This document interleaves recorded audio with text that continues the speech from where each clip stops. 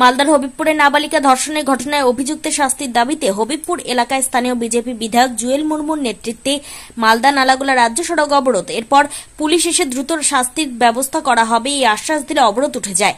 প্রসঙ্গত, মালদার হবিবপুর এক নাবালিকাকে বাড়িতে ডেকে ধর্ষণের অভিযোগ ওঠে এলাকারই এক হাতুড়ে ডাক্তারের বিরুদ্ধে।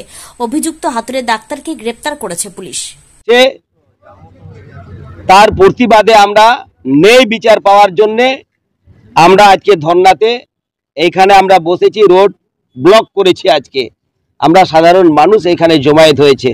আপনারা দেখেছেন কিছুদিন আগে যে আরজিকর যে মেডিকেল কলেজে যেভাবে ডাক্তারকে সে অত্যাচার করে, সেখানে শুধু অত্যাচার না, আর যারা আজকে যে সাথে যুক্ত আছেন, যারা কাজের সাথে যুক্ত আছেন, তারা পুরা শাস্তি এবং পুরা আজকে বিচার চাইছি।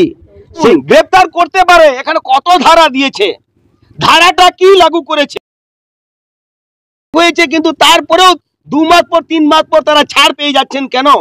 আমরা চাই সেখানে যাবজ্জীবন সাজা হোক, টাকা পয়সা দিয়ে যেন রোফা না হোক। আমরা চাইছি সেখানে সঠিক বিচার হোক, আদালতে বিচার চাই। বিচার চাওয়ার জন্য আজকে আমরা পথে নেমেছি, আজকে পথ অবরোধ করেছি। Bureau report, news for Bengal. This channel does not promote or encourage any illegal activities. All contents provided by this channel is meant for educational purpose only.